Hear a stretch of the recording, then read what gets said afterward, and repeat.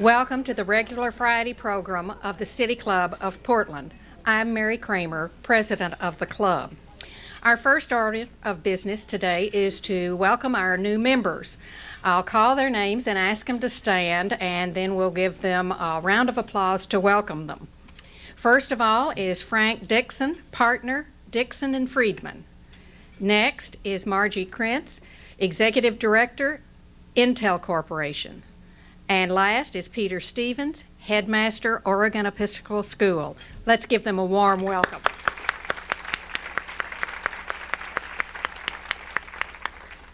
I'd like to thank club members who recruited these folks, Jolene Clausen, Diane Smiley, and Lee Stevenson. We appreciate your hard work. We have a few announcements to begin with today. First of all, next week we have a special program. That's Convention Center, the heart of development on the Portland's east side. We will be meeting at the Convention Center, and we have a panel of distinguished guests to talk with us. We have Larry Troer, who is the general manager of Lloyd Center. I have Sam Brooks, who is president of the Oregon Association of Minority Entrepreneurs. And we have Pat LaCrosse, executive director of the Portland Development Commission. As you know, we've arranged transportation for you on Max. In this coming week's bulletin, you will have a pass that you can cut out and flash as you get on Max to come across to our program. The one trick that we need your help on is that we have to let the Convention Center know how many folks we're going to have early. In fact, 72 hours early. So please call by Tuesday at 10 a.m. to make your reservations. We'll have to give them a confirmation or guaranteed number at that time. We'll appreciate your help. 2 weeks from today, on Friday, October 5th, we'll have another single chair debate.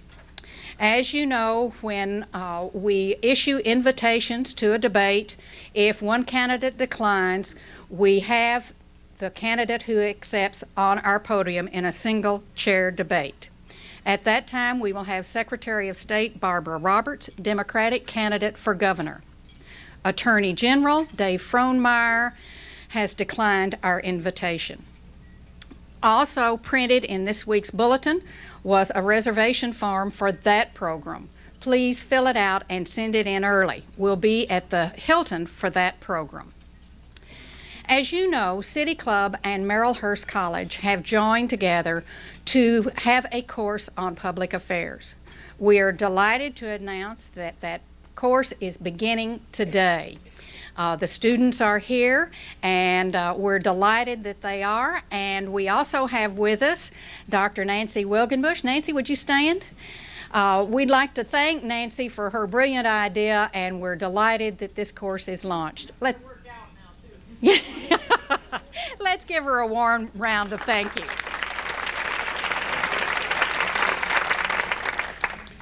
Our board host today is Pete Baer.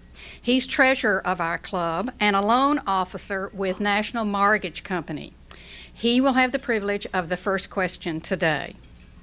The second question today to be asked from the mic will be asked by Jean DeMasters.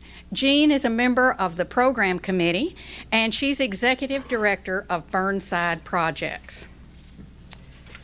After our speaker when our speaker finishes her remarks, we do open to City Club members' questions. We will have a mic on the floor, and you may move to the mic to ask your questions. Should you want to write a written question, they are on the table. Please fill them out and hold them up, and one of the staff members will pick them up and bring them to me. Now for today's program. This week I heard Rosebeth Moss Cantor, who is an author and holds the chair of 1960 at Harvard Business School, talk about her new book, When Giants Learn to Dance, Mastering the Challenges of Strategy, Management, and Careers in the 1990s. She talked about what's happening out there and said that surprise is the name of the game. And the only thing we can count on is our ability to change. She drew the analogy of being a manager to being like Alice in Wonderland playing a croquet game. Your mallet is a flamingo who lifts its head just as you're ready to strike to look at the new technology or the new competitor on the block.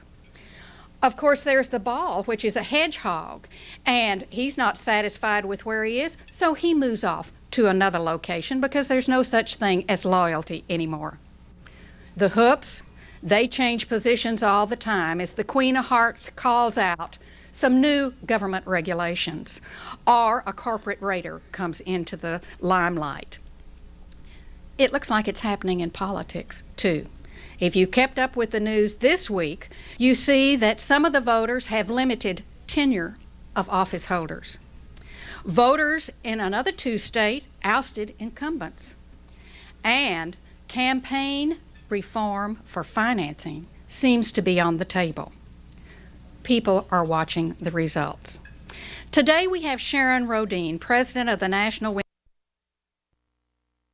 She has a BS in political science from Iowa State University, an MS in education from Texas A&M University, and is the founding member and chair of the Tarrant County Women's Political Caucus. Tarrant County's in Texas, for you guys' information. In Texas, she was director of the Texas Teen Pregnancy Network, and then she became the national director of the Teen Pregnancy Program. She's also co-authored 2 books on teen pregnancy. She fits Dr. Cantor's ideas for dealing with this Alice in Wonderland environment. She's focused. She understands the skills of women. She's fast. She can act quickly. She's flexible. She's well-versed in tactics and approaches, and she's friendly. She understands the need for strategic alliances. Today, she's going to highlight some of the happenings and campaigns across the nation.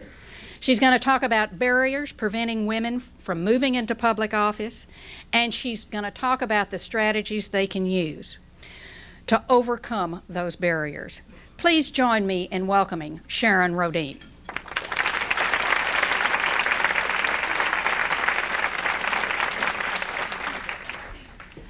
Thank you. I'm going to see if I need this. That's too high, right? We'll do it down here.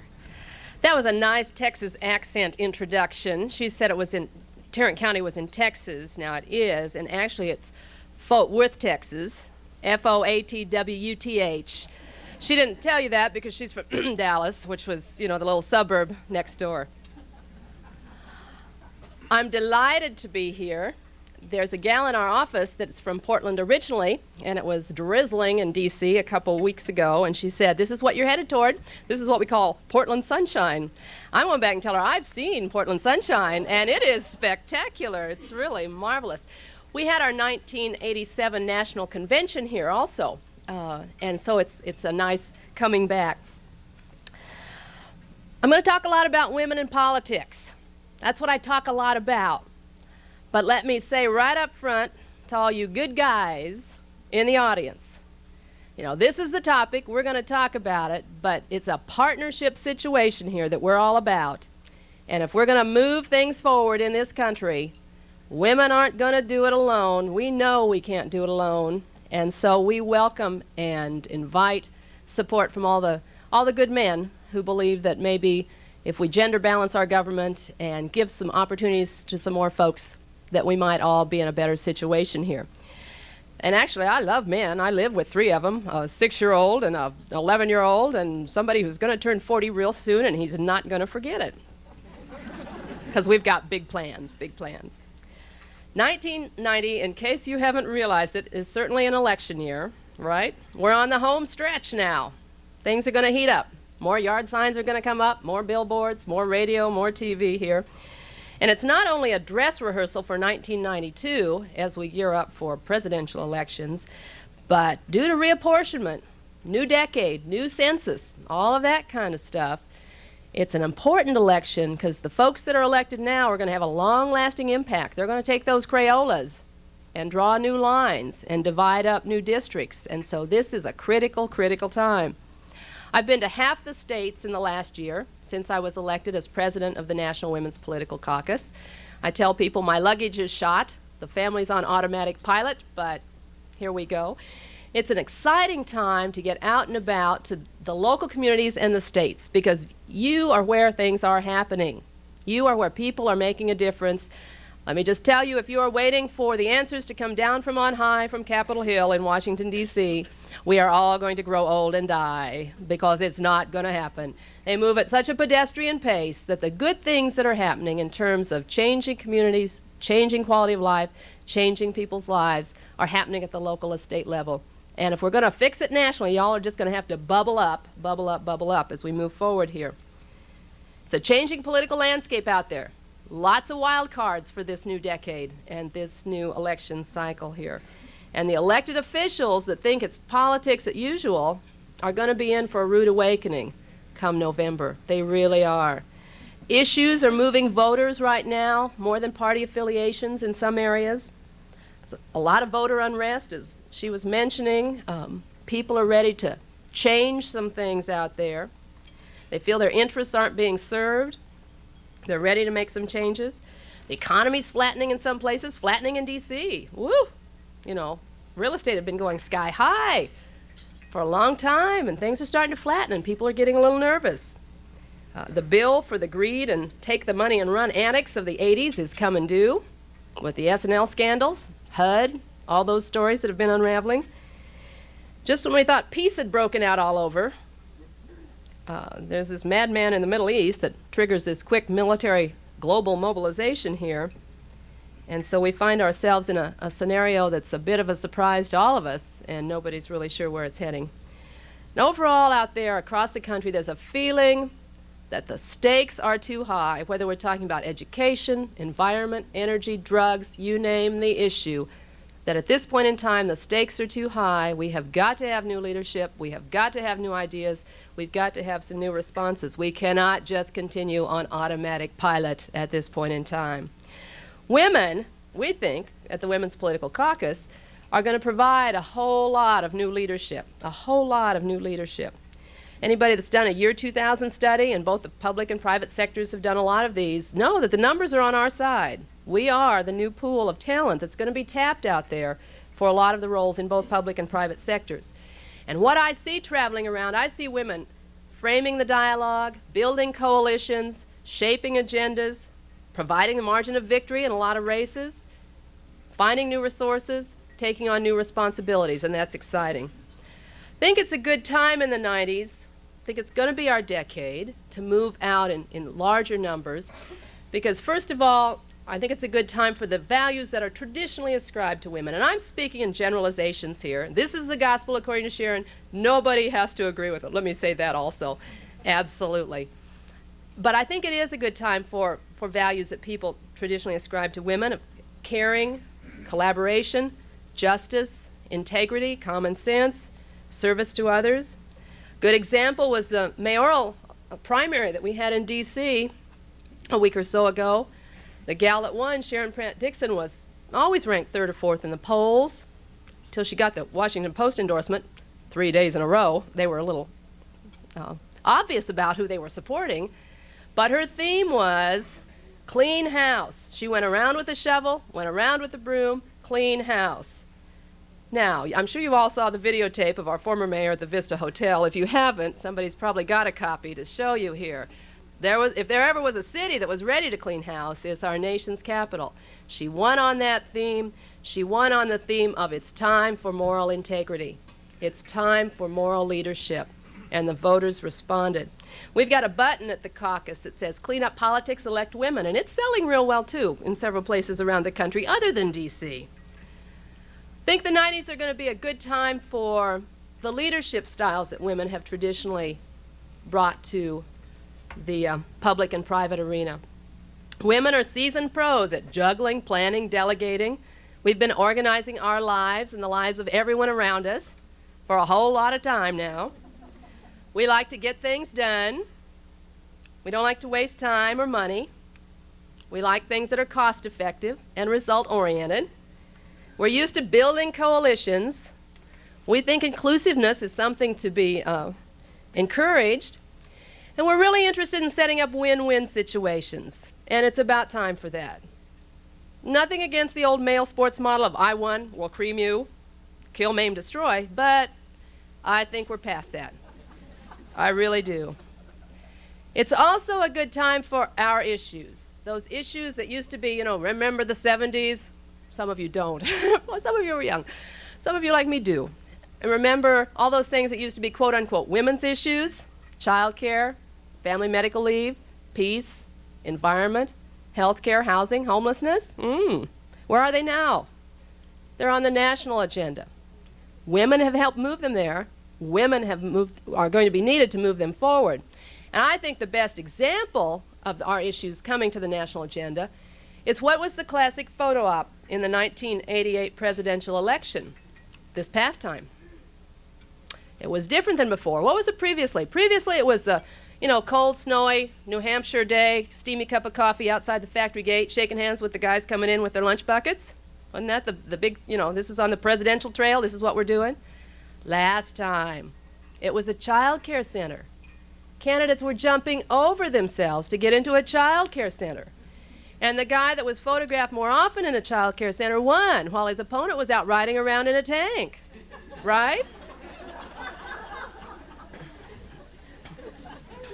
Women read his lips, trusted him, voted for him, and he's been just saying no to everything we've been providing as far as child care, family medical leave, and that. But we'll talk about that later. One of my big concerns with the issues agenda for the Women's Political Caucus, for other progressive folks, is that in the 90s we have got to take back the title Pro-Family Agenda. It is ours. Those issues are ours. They were stolen. That title was stolen from us in the 80s. The folks that call themselves pro-family, I can promise you, because I've been there across the country, are not there for child care, are not there for family medical leave, are not there for prenatal education, are not there for preschool education or any of the other things that support quality of life. I am a nauseatingly mainstream person. You cannot get more mainstream than me. Now, I call myself a feminist. Some people have a problem with that. You can't be a feminist and be this farm kid from Iowa who's in the PTA and has 2 kids and whose dad was on the school board and whose mom was a church organist and all this. Nobody can out-mainstream me. But I'll tell you, and I really truly believe that we have to work together to take back the family agenda. It is ours. It is a feminist agenda too, and we're not apologizing for that. And it's ours. Those are our issues, and we're going to bring them back this decade. Thank you. And you would have to be comatose or have lived on Mars the last 12 months to not know that choice has been an issue that's moved women front and center on the national stage. Regardless of your position on the issue, there's probably been no issue recently that's energized the electorate like this one, mobilized particularly women. I've had so many women come to me saying, I'm not political, but I want to be involved in this issue.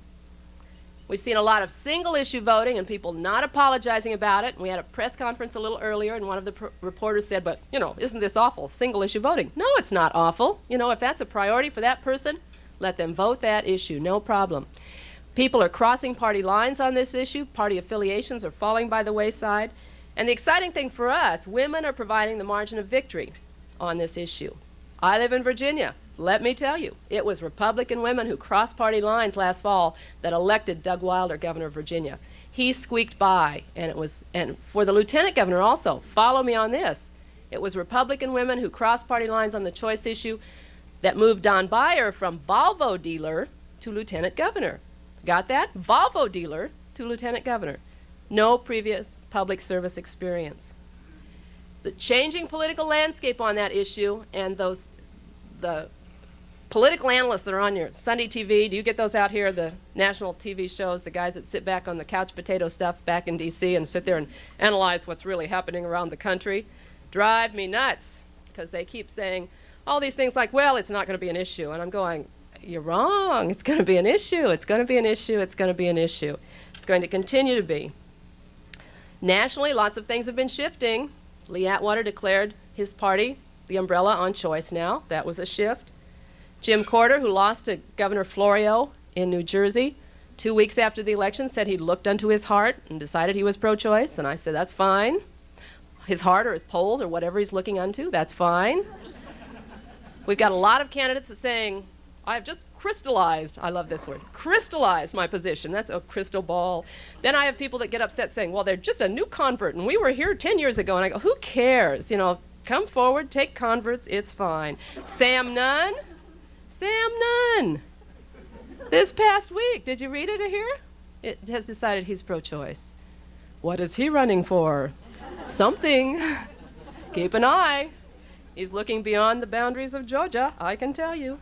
Cecil Andrus, he was on Good Morning America this morning. There was a potato festival or something there, and he was on there with Spencer, what's his name, the weather guy, and for their potato fest, but he certainly learned a big lesson. And the classic that I cannot get over yet is Buddy Roemer, Louisiana. Who would have thunk it? A Buddy. Really? And he had a great quote in the paper. He said, you know, I was thinking this whole thing through, and it was a no-win situation for him. He's going to pay one side or the other, whatever he did politically. He said, I was just hearing from men. The Louisiana legislature being 98% men. Ooh is right. He said, I was just hearing from men, so I talked to my wife, and I talked to my daughter, and I talked to the women in my cabinet, and I talked to other women I knew. And you know what? They said that they'd never had an abortion. They don't plan to have an abortion. But they felt that women needed to be part of that decision. He said, I think this is an issue kind of like civil rights that's bigger than the issue itself. It's about women's rights and women's feelings. And I just went click. You know, it was like in My Fair Lady where they go, by George, she's got it. You went, by George, he's got it, you know. Good for Buddy. Truly, the issue's not going away after this November. I was sitting in the Supreme Court hearings the past week. It's a question mark, it's a wild card, it's a done deal. I think he's going to go through. We'll see. Whatever happens, change is inevitable, and it's going to impact generations to come. When you start putting folks on the Supreme Court now, they're just turned 51 last Monday. We're talking about another 30 years on the court. There are bills in every state legislature that'll be headed for the court right away in January. So whatever side, however you come down, change is inevitable, and it's going to be an issue for several years to come. In the big scheme of things, though, it is time for new leadership, for moving more women in the process. We need new questions to be asked, and we need new answers to some old questions. We've got a drug problem that's out of control most places in this country. And what has our response been? War on drugs. Great. Let's haul out the tanks, you know, war on drugs. We've got to move people into the political process that are going to start asking basic questions about why we have such a large percentage of young people with such an epidemic proportion of feelings of hopelessness and helplessness, trapped in poverty. Child care. Most surveys want to ask, what is a major problem in your life or something to that effect, and they'll go child care. I could write a book. I was telling folks here, I've got an 11-year-old that's in a hospital right now with an asthma attack and tubes in him and all this, and we're juggling trying to, so I could be out here, and Dick took off work, and child care, I could write a book. We've got enough money, same amount of money that we've asked for in the child care bill we spend every year to store corn. But we don't have the money for child care, and you wait, the bill's not going to pass this year because we're not going to have money for child care. We spend $100 million on a stealth bomber, something that we can't even see and hope we don't have to use, but we don't have money for children. Family and medical leave, vetoed. Just say no, that all-purpose bumper sticker slogan out of D.C., just say no. Said no to family medical leave for the 7th year. Come back next year. This is an amazing bill. It wouldn't cost the government a cent. This is something they can't fathom. Wouldn't cost a dime. Can't have this. It doesn't cost anything, right? And we want to be competitive in the world market, don't we? Yes, let's talk about competitive. This would hurt business. We want to be competitive. Well, who do we want to be competitive with? Japan? Germany? They have some real progressive family and medical leave for their parents because they know what makes a productive worker. They know. We don't have a clue yet. Families, we give them no support for medical leave. But at the same time, we're going to hand them a bill for the S&L crisis. Do you know what your total is yet? It's $500 million to $1 trillion is what they say for the total. Now, I don't even know how many zeros are in a trillion. I'd have to stop and figure it out. It's a massive problem, certainly, but in reality, in our country, we have more families in trouble than we have S&Ls. We have more families living one paycheck away from homelessness than we have S&L buildings that are going to be closed or go under or looking for new owners. Another example, teen pregnancy. I worked with that a lot of years, teen pregnancy prevention. It's serious. We got 1 million kids in this country getting pregnant every year. Doesn't go down, number. We could do something about this. And if we're really serious about reducing the need for abortion, then we'd focus on, whether it's teens or other, reducing unintended pregnancies in this country, whether it's a girl of 14 or a person of 40. Prevention is cost effective. We could put some resources there, and we'd have some results. Now, I've made it sound like 90s is our decade, the floodgates are open, we'll just move these hundreds of millions of women in. Well, let me give you a reality check here. Just good news, bad news. We have 6% women on Capitol Hill right now. Now, we jumped from 5% to 6%. Ooh. And we've been in business, the Women's Political Caucus, for about 20 years, and when we started, it was at 2.5%, so we've we've more than doubled. But 6%. Governors, we have 3 right now. 2 aren't running again. We've got a lot of women in gubernatorial races, as I'm sure you're aware, here in Oregon. The West looks good. We've got some good women. 17% on an average, women in state legislatures. That goes from a low of 2% in Louisiana to about 1/3 in Vermont and New Hampshire. And for mayoral positions, say cities of 30,000 or more, we have about 12%. And there's good news on the local level. It's not all bad. Dick was back in Texas. We lived there 12 years, and he was back there the summer before I was elected, and he came home from a meeting and said, "You're going to love the way my meeting was opened."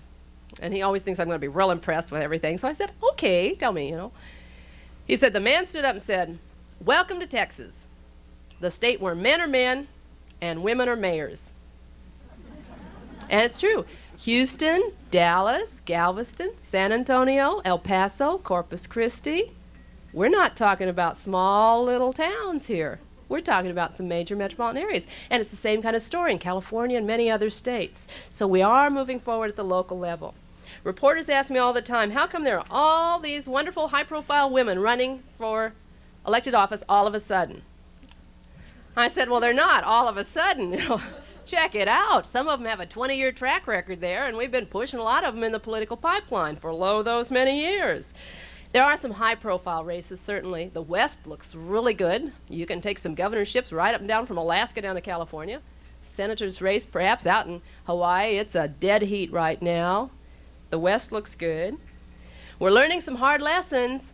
We're learning that negative campaigning is here to stay, going to reach new highs or new lows, depending on how you look at it.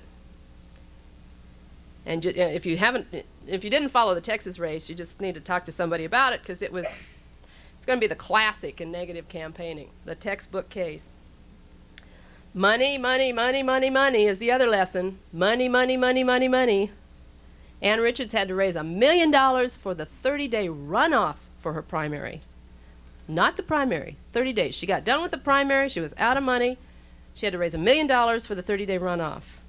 Obscene amounts of money that it takes. But when you've got states with like 20 major media markets, and when TV is it, we're soundbite folks. We sit and watch The Simpsons and love those sound bites, and that you got to reach the electorate. $1 million. And she's running against a guy that's got $100 million of his own personal money. Money's going to play a big role here. Dianne Feinstein was through town a couple weeks ago. She said, I've got to raise $100,000 a day. Well, I made my to-do list look real small real fast. I only ever got to raise $5,000 this week or something. We're going to break some stereotypes, some negative stereotypes this election cycle also when it comes to women candidates. The National Women's Political Caucus prepared a survey a couple years ago about voter attitudes toward women candidates.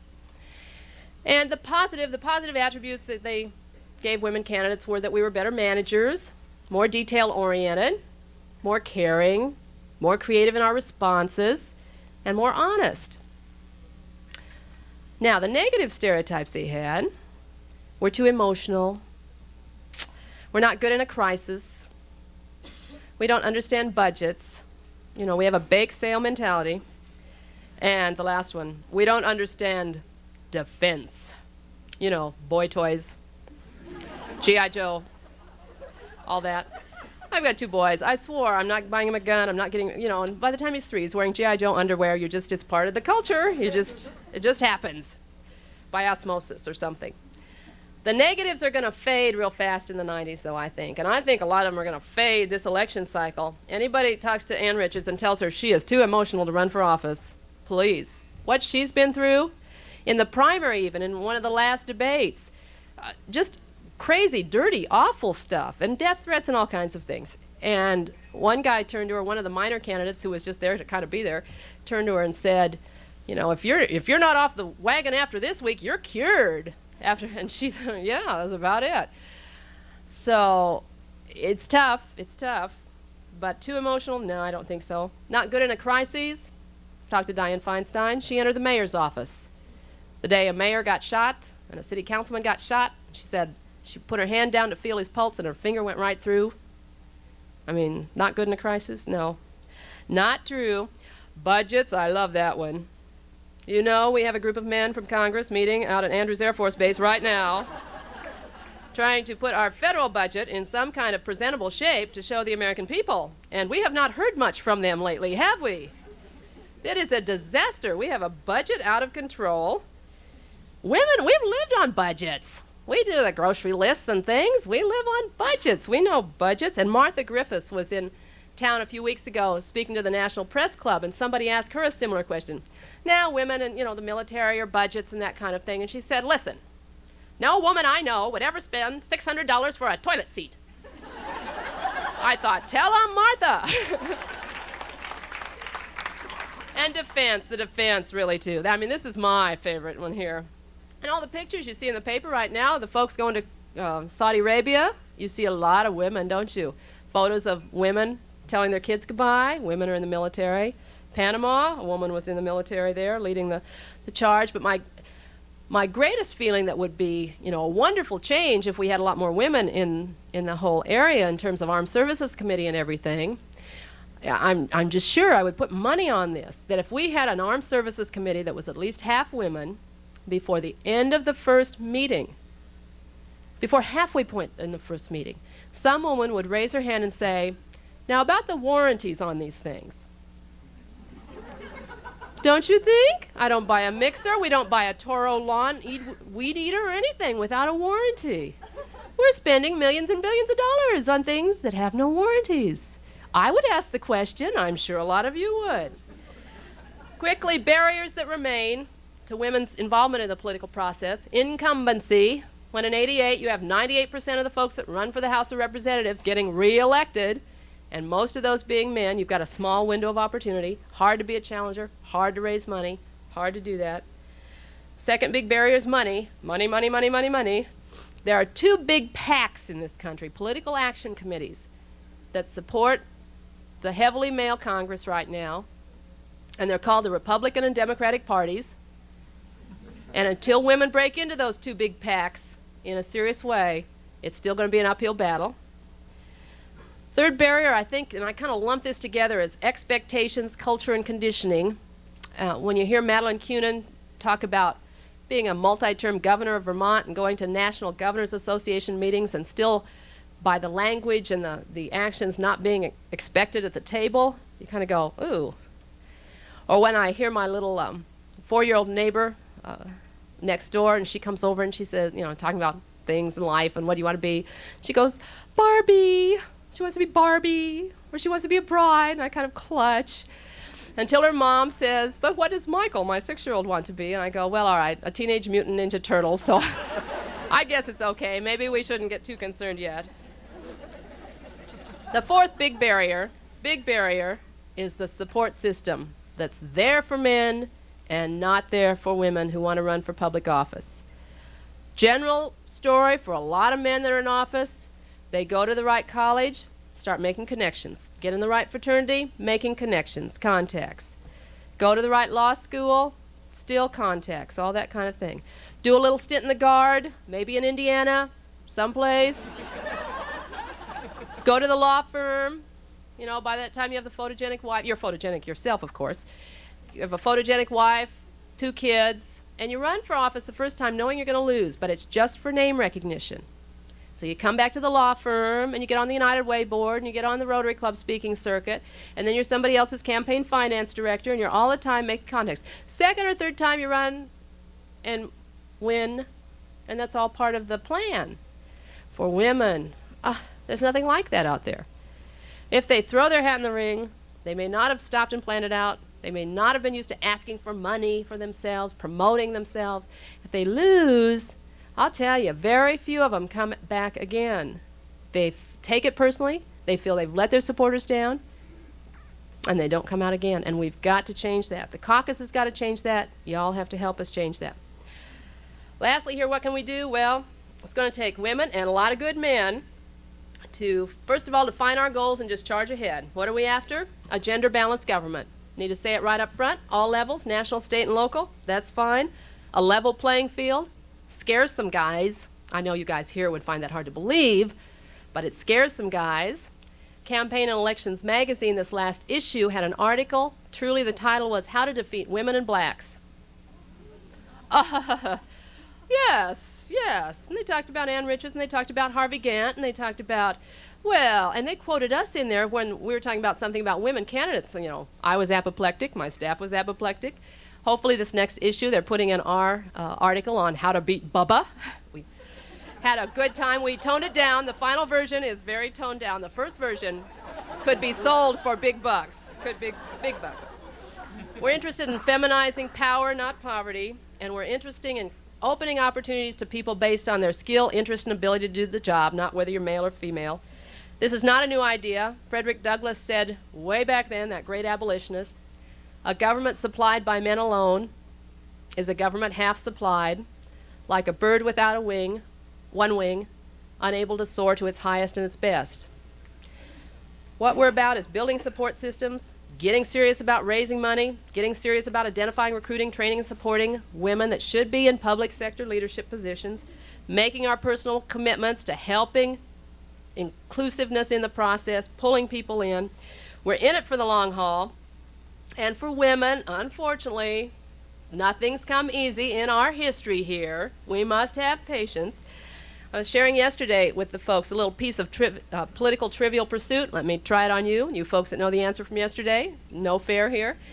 Do you know when the first woman was recorded to have asked for the right to vote in this country? Any brave souls want to venture a guess? Margaret Brent rode a horse into St. Mary's Colony, what became Annapolis, Maryland, to petition the Assembly for the right to vote. Single woman, single female head of household at the time. This was in 1648. Now, they say timing is everything. Was a good idea. Obviously, her timing was a little off because it only took 272 more years before women got the right to vote. This is the 70th anniversary this year of women getting the right to vote. The 19th Amendment passing and being included in the Constitution. And our Tennessee caucus has set up this whole big Vote 70 project because Tennessee was the final state that put it over, and they want to take credit for that in the history books. And it came down, it was passed, it was introduced in Congress like they do all bills, year after year after year. Finally, one year passed by exact number of votes needed. The women in the balconies, Carrie Chapman Catt and the others, went out singing the old 100th, old Psalm 100th, praise God from whom all blessings flow, out into the streets. Then started ratification. They needed 2/3, perfect 36 states.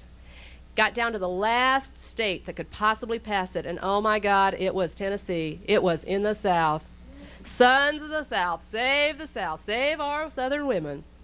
They had organized groups of women working against suffrage. We know their great-granddaughters. We have seen them around. We have debated them. Let's keep women down. They were there then also. And their symbol was the poor maligned red rose. Special interest groups funded against giving women the right to vote. Came down to the final day of the vote, and it passed by one vote. It was passed by Harry Burns, was the final vote. He was the youngest member of the Tennessee legislature. He voted against his constituency's wishes, based on the advice he received that morning in a letter from his mother. True story. True story. You go, God bless Harry, God bless the Postal Service for delivering that one on time. We got the right to vote 70 years ago. My mom's 70 this year. 70 years ago by one vote. We're still winning elections by one vote. People tell me their vote doesn't count. I tell them they are wrong, and I haul them to the polls. I haul pregnant women who are going into labor to the polls before they go vote.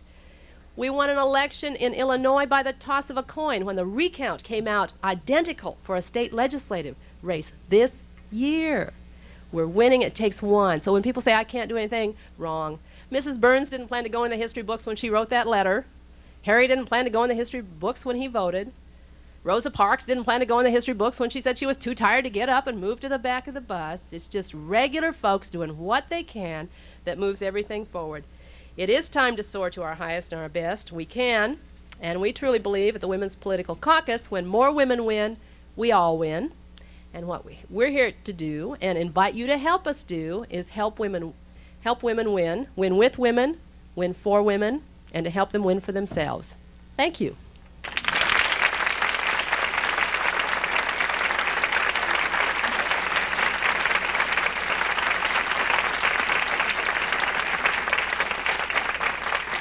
Thank you, Sharon. Pete Baer, treasurer of the club, has the privilege of the first question. Pete?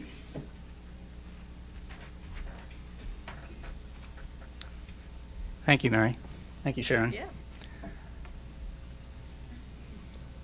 I may be treading a little bit on thin ice on this particular question, but it seems to me, and in my particularly fragile conservative male ego at the moment, Oh, I don't particularly believe fragile. that. Oh, no. I see. I told you were good guys at the beginning. Don't let this happen. I'll be here with you. It's okay. I'm going to be speechless here in a minute. It seems to me that the press tends to focus on the choice and abortion issue, and that there probably is, at least in my opinion, a greater issue that is important at this particular point. And that is that a number of women literally have barriers in major institutions, and feel free to comment about the savings and loan situation, and have barriers in business, including small business. And I'm wondering what the Women's Political Caucus and what women's groups in general are going to push in terms of initiatives, legislative or otherwise, over the next decade to change that and to allow women access into the private sector. That's a good question. It's a good question. I talk to a lot of women in the private sector, you know, because women in the public sector, we kind of look at that, and they're in the wonderful office buildings and the great things and saying, oh, must be making great progress. And they go, no, no, no, no. The glass ceiling's really here. It's really thick. You know, one woman gets appointed someplace, and so we have a woman, and we have her go to all these meetings to be our woman at all these meetings.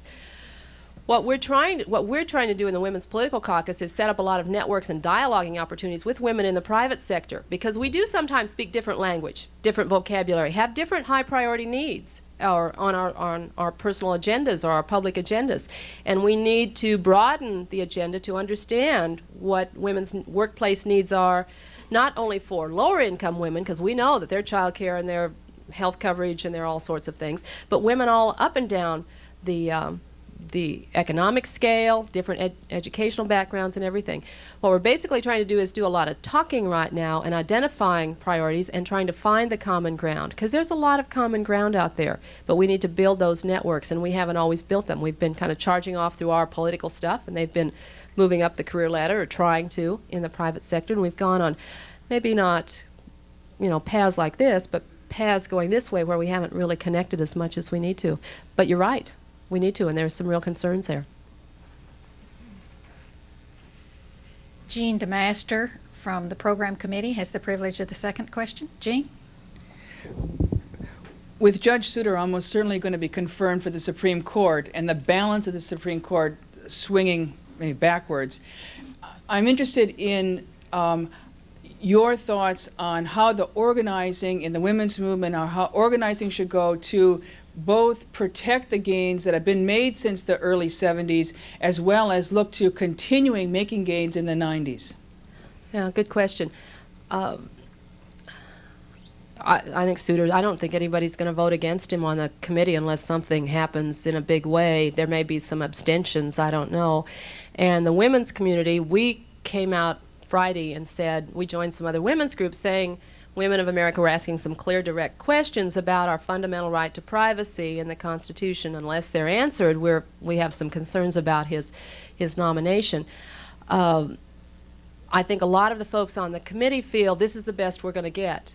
You know, that there could be worse. So the folks that have worked with him, he's been masterful at the way he's answered or not answered things. And I think the feeling is some are pulling in hopeful signs there, and I'm going, I don't know, you know, hope, that's good, but it's not going to protect anything there. I was with Pat Schroeder at a meeting the other night, and she said the court is gone. You might as well forget the court. If not this vote, the next vote, the next vote. And we've got a lot of Supreme Court judges that are up there in years that are just barely hanging on the court. So figure the court is gone as far as protecting reproductive freedom for women, that we've got to really look seriously, continue to look seriously at the legislative process. Not to give up. I mean, we need to keep pushing on the judicial side, but look at the legislative process. And there's a Freedom of Choice Act right now in Congress, but again, Congress moves at such pedestrian pace. It's year after year after year. The states are truly going to be the battleground, continuing. So it's kind of like 50 battles all over the place at the same time. We have an Empower project here in Oregon, the Women's Political Caucus nationally, working with the Oregon Women's Political Caucus. What we've been doing is a lot of voter identification in targeted districts around the folks that would cross party lines on the choice issue. We had a press conference a little earlier today and identified the candidate in the district, and we're just trying to give folks those actual models, hands-on things you can do, because you can change the profile of your state legislature. That's what our project is all about. We're taking on well-entrenched incumbents. We're not going for the easier open seats. And we've got to give people the strategies and the skills for changing the profile of their state legislature, being real careful, encourage them to be real careful about who they're voting in as governor, and then continuing to work at the national level to try to get some general standard bill that would protect folks. This past election cycle, it was a fairly good job of framing the dialogue as far as who decides, and people coming to understand that we're not talking about your personal religious belief or your personal life circumstance, but we're talking about a public policy in this country. And we've got to continue to educate the public and frame the dialogue also in all those different arenas.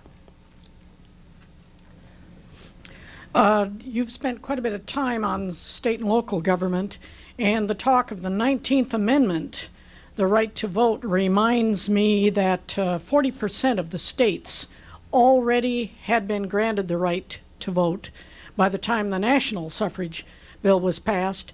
Does the National Women's Political Caucus support state ERA effort, and if not, why not? Oh, absolutely, we support ERA. It's part of our criteria for candidate endorsement, always will be, that legal... State ERA. Well, legal equality, national ERA, but state ERAs also would fall in the purview of the state caucuses, but certainly legal equality for women, absolutely one of our priority and issues and concerns.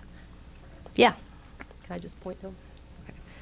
He who does not know history is condemned to repeat it. There have been Somebody said that, yeah. Yeah. There have been three great crescendos in the women's movement. We're now in the third. The first was 110, 120 years or so ago. The second produced the 19th Amendment, and now. Each one of those before, after there had been some noticeable gains made in the position of women in society, fell back again and sort of degenerated into temperance movements and moral policing. I see some trend that's formed in the movement today. Women are at the forefront of movements against immorality in the family of various forms. And my question is, what is there that makes you think that the very good and wholly supported by me trend to improve the rights of women will, when you succeed in getting somewhat further along, will not turn into I'm all right, Jack, and the Indians, the gays, the underclass will be left behind by the women too?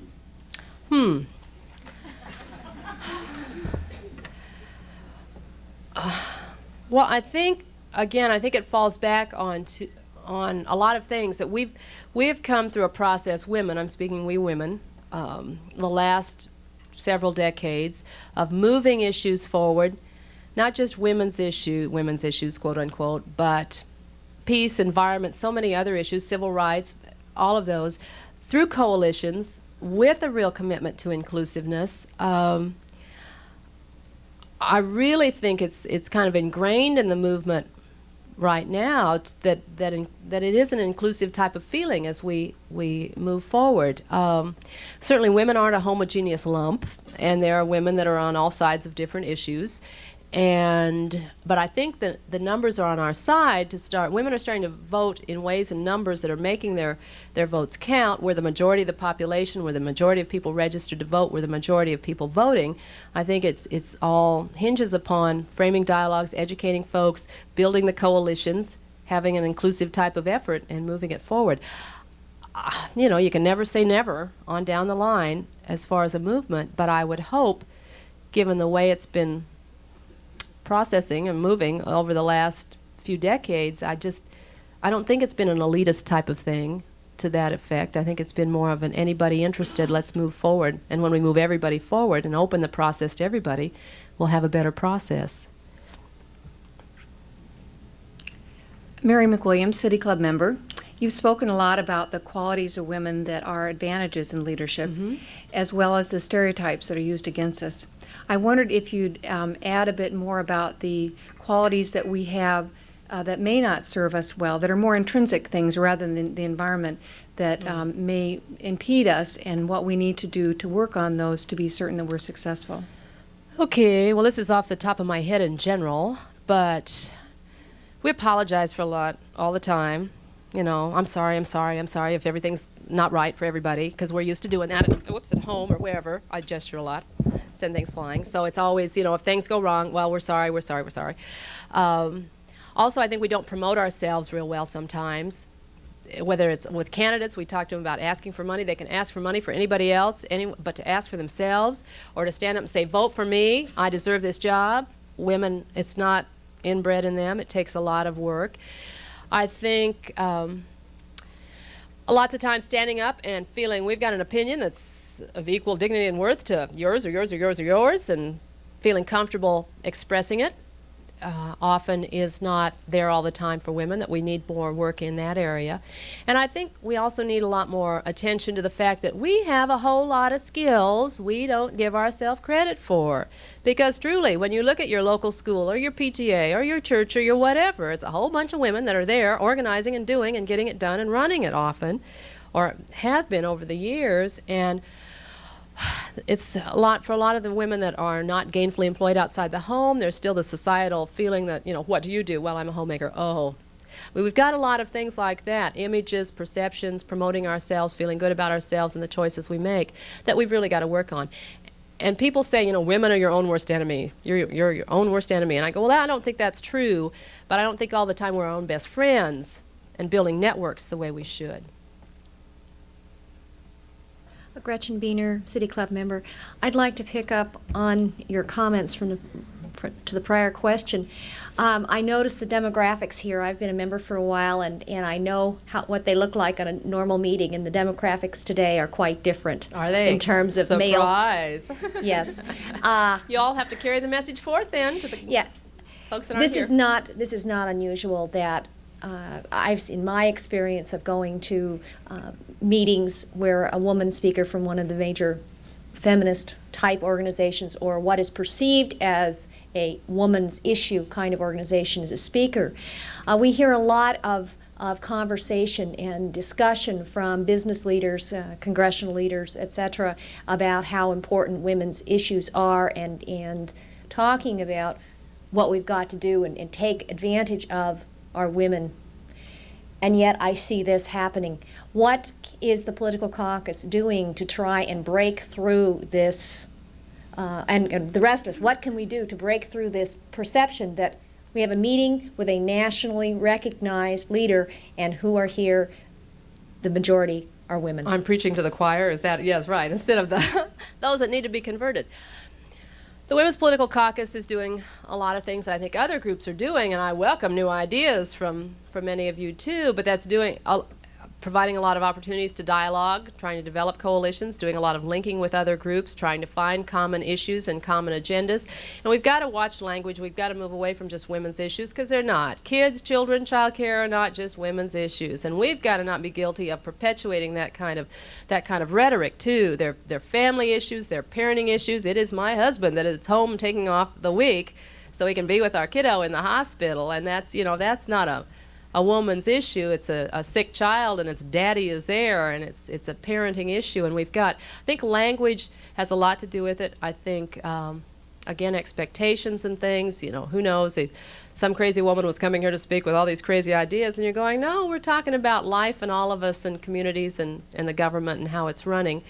I think we've just got to try to make people feel more comfortable about talking about these things also. I don't know if you've got to reach people's comfort level, and if they're uncomfortable, if this is a foreign territory for them to think or talk about these issues, then they're not going to put themselves in what they think is going to be an uncomfortable situation, or where things may be said that aren't real attractive to them or their gender. And I think on our part also it's stressing the partnerships, that it absolutely is going to be men and women working together on these issues that are going to make changes. Women can't do it alone. They're not going to do it alone. We're not, as I said before, a homogeneous group on our issues and perspectives. So we've just got to make the effort and be aggressive in outreaching and talking partnerships and trying to find some common ground in areas of interest and involvement. One more? Okay. Yes.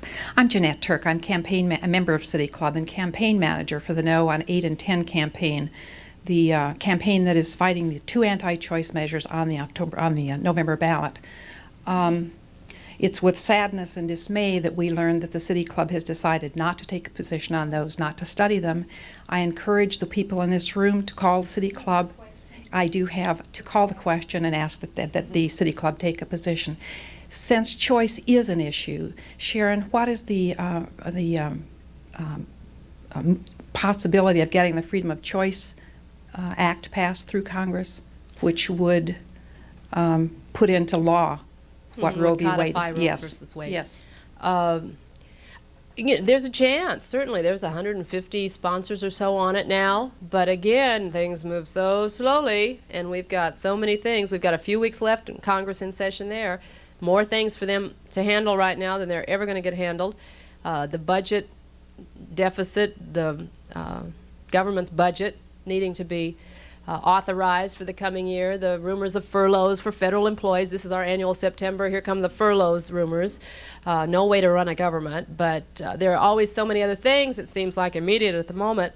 It's got a good chance of passing. Not this time, probably not in the next couple years, but it's again just, it's year after year after year, and adding the sponsors to it and trying to change the profile of some of the legislators that are up there and talking to them when they're back here. People always say, well, we're going to Capitol Hill, we're going to have a lobby day, we're going to go to their office and visit them. I say, forget it. Get them when they're home, talking to the voters in their home states. This is where you need to be talking to your folks that are in D.C. One quick announcement. We have Eileen McDermott's wallet, so if she'd see me after the meeting. Please join me in thanking Sharon Rodine for a wonderful speech today. We are today.